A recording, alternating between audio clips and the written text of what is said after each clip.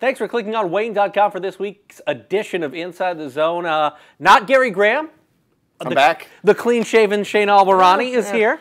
Not time for the playoff beard just yet. No, I can't pull that off anyway. So. Fashionable here in January. All-Star break. It's this week, or the first half of this week. All-Star game will be tonight over in Toledo. 21-16-3, the record at the break for the Komets. So a little bit over half the season played in 40 games. Your impression of the Komets in this first half of the season, just in general, what is it? Because you've seen every single game. I think it's identity right now. This team, you think they've turned the corner. We had a 5-game winning streak, and then we gave it back. Now we've lost 4 straight.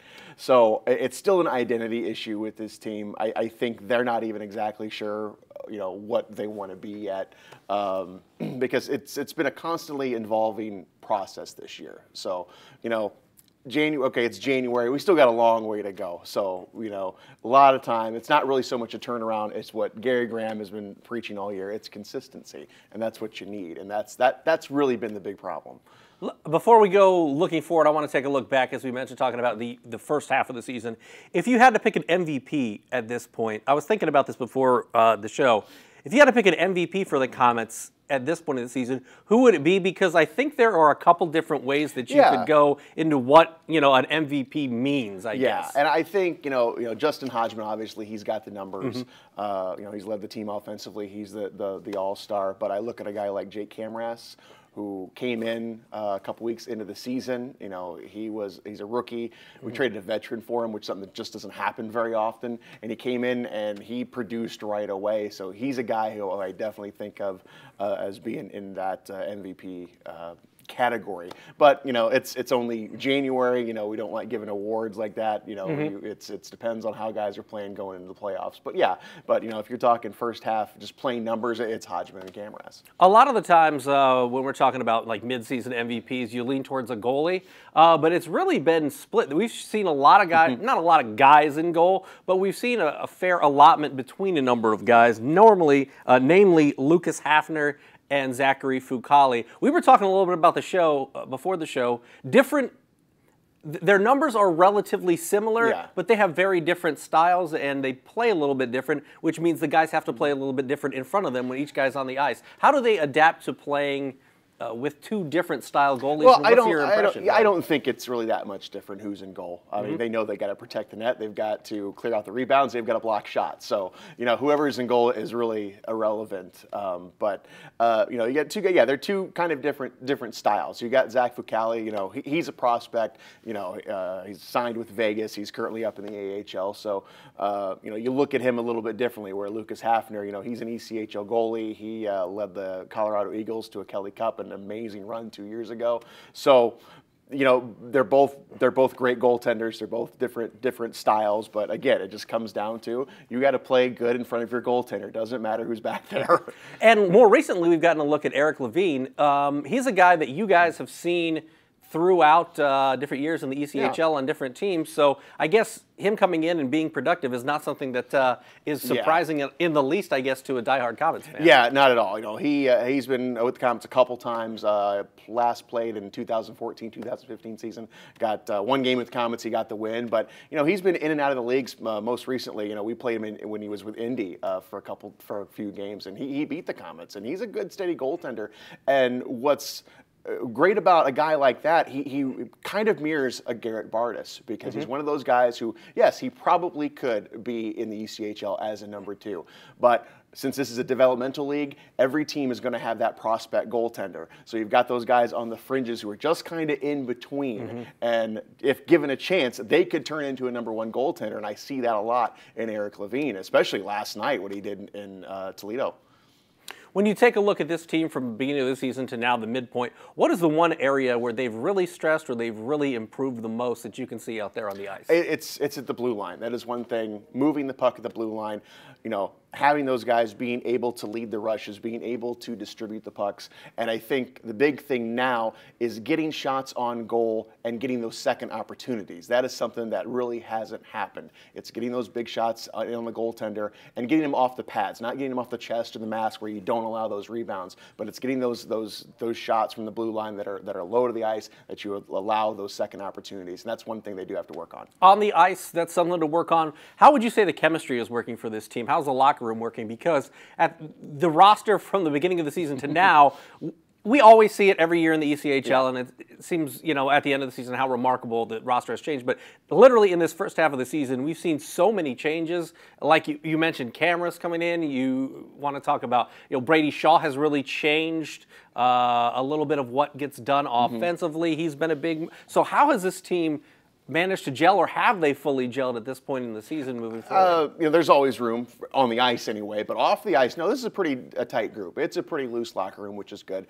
And the good thing is when we bring guys in like that, Gary Graham, Ben Boudreau, David Franke, they're also asking around, what kind of a guy is this guy off the ice? Is he a good teammate? Is things like that. So they're not going to pull the trigger on something on a guy where they know is going to cause trouble. They're going to bring a guy in who's going to go well with the personalities already in the locker room. All right, I want to put the microscope on this past week, because you take a look at Wednesday's game. I was out there for the end of that. I mean, it was just like, when it's, what was it, 6-3 and then 7-5 heading into the third. You're like, all right, the Komets, they've given up some goals, but it seems like everything they're doing offensively is working. They're going to put this one away, especially because, as we talked about with Gary, they've been so good when they've had a lead. Yeah. Wednesday night, you lose a game where you score 8 goals, you give up 10. How does that change anything they do on the ice? Do you just throw that game out? Do you say this was a wild one? I mean, what do you even do when you see a game like that? The next day I asked Gary about that. What is the psychology behind that? Do you just toss it aside? Hey, let's forget about it. But Gary said, no, you do up to a point, but you do have to own it. You have to look at the video, and you got to see what you did wrong. Yes, it's the old hockey saying, you got 30 seconds really to get over when you give up a goal. Same thing when the game is over. You've got a few seconds, you got to start worried about the next night. So, that game was, chalk it up to an anomaly. It was a midweek game. Weird things happen on Wednesdays. Giving up 10 goals was something I haven't seen really in my lifetime. Last time the Komets gave up 10 goals at the Coliseum was 1974. Wow. Last time they gave up 10 goals in a game period was 1990 on the road. But so it's something that doesn't happen very often. Right. And also 18 goals was combined was the most goals by any two teams in the ECHL this year, and I think it tied for the 4th all-time highest scoring game in league history. And you also see, how often do you score 3 shorthanded goals, what the Komets did, and come up short? Doesn't happen very often, maybe not at all ever. So no, I think that's a game, you do have to learn from it just like anything else, but you have to get over it really quickly. Was it a kick to the gut then, the way that they lost the game on Friday, because they had the early lead and then lost in overtime at home to Indy? It was not quite the same scenario, but still, again, you take a look at, they had been finishing games very well, and then it didn't happen again Wednesday, didn't happen again on Friday. I mean, Gary had to be ultimately frustrated because in some facets of the game, you mentioned the shorthanded goals, they played very well in both of those games. If you take a look at some of the micro individual different aspects of the game. I thought the team responded very well. I mean, they, after giving up a 6-3 lead, Lucas Hafner, didn't play well in that game, but he came back and he was lights out against Indy on Friday. So, no, they responded very well. So I think that was a step in the right direction, because this team could have easily have held, just hung their heads and just could have went out and played flat again on Friday. But they didn't. They come out and, just didn't get those bounces. But again, you get a point, so you look at the bright side. You don't lose any ground to Indy. You're still in the mix. And even if you look at the standings, this Central Division is so good. I mean, over in Toledo yesterday, the All-Star game is today. So a lot of other league people were in town. So I was able to talk to people who have seen a lot more teams than I've seen. And they were saying, the Central Division is the toughest division. So from top to bottom. So, and with Toledo now in this kind of free fall themselves, they'd lost 5 straight coming into last night's game. That gap between 2nd and 3rd place was now getting a little bit smaller. So really, maybe Cincinnati, maybe they're the only one, guaranteed lock right now here going into the break. But So, you've got everybody else now battling. I think second place is now wide open for anybody. Yeah, that's something I wanted to talk about. It is pretty stacked as far as the Central Division goes. You got Cincinnati in first place with 60 points, Toledo second at 53, Komets third with 45, Indy right behind with 43, Wheeling 42, and then Kalamazoo, you can't always count them out. They're 38 points. Yeah. Given how close this is, what do the Komets need to do to make sure that they're a playoff team? What are they going to have to do and improve upon in the second half of the season to make, the postseason in Fort Wayne, you expect them to be there. Right. So what do they have to do here in this second half? It's just consistency. It's plain out, we're sounding, like a broken record, but it's just consistency of play. We can't go through these stretches where, you win 5 games, you lose 4. You're not doing yourself any favor. And it goes back to, the 1-5 start. I said we're going to be paying for that all season long unless we can actually really put it together. And this team is still, it's just up and down. It just comes down to consistency, just consistency of play, consistency of goaltending, defense, goal scoring. It's everything. But, if you look at, what goals are being scored during what periods, last year the Komets were maybe a +50 in the third period. Now we're maybe a -10 or 15 right now in the third period. Third periods really have been critical the past couple of weeks where the first part of the season, it was the first periods. We're giving off bad starts, but now we're not being able to close out games. Right. So again, it just comes back to consistency, putting together a full 60 minutes.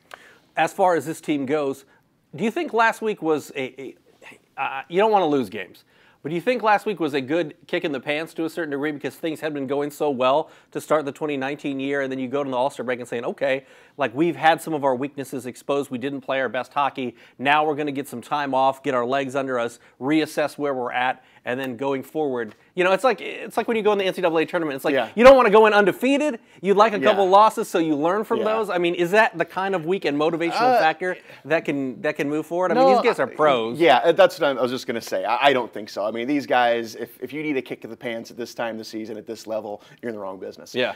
So no, I don't think it's a motivating factor at all. I think these guys, they know their job. They know what they need to do. So, let's just start the second half off. We are going to finish the month 2 games on the road within the division. So, let's start it off, get a couple wins, and let's get it rolling again. Yeah, it's Mitzpah Shrine time, so you're going to be on the road, right? Friday at Indy, Sunday at Wheeling. What are some of the things that you want to see early on this week that say the Komets have made the adjustments and they're ready to rock and roll here in the second half? Well, I'd like to see, urgency, of course, coming out of the locker room in the first period.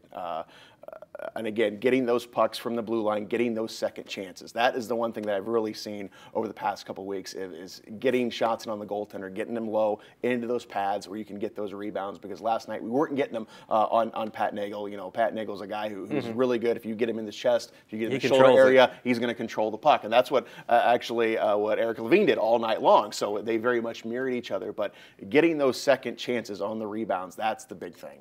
All right. Anything else you're looking forward to about the second half of the season? We'll go to Newfoundland. A new adventure going up to St. John's, Newfoundland, first week of February. So I will be stowing away in your suitcase, so make sure to bring lots of extra gear because I'll be excited to see that. That's right. That should be fun, man. Yeah. All right, I appreciate it. Shane Albahrani joining us for Inside the Zone. We'll see you again next Monday.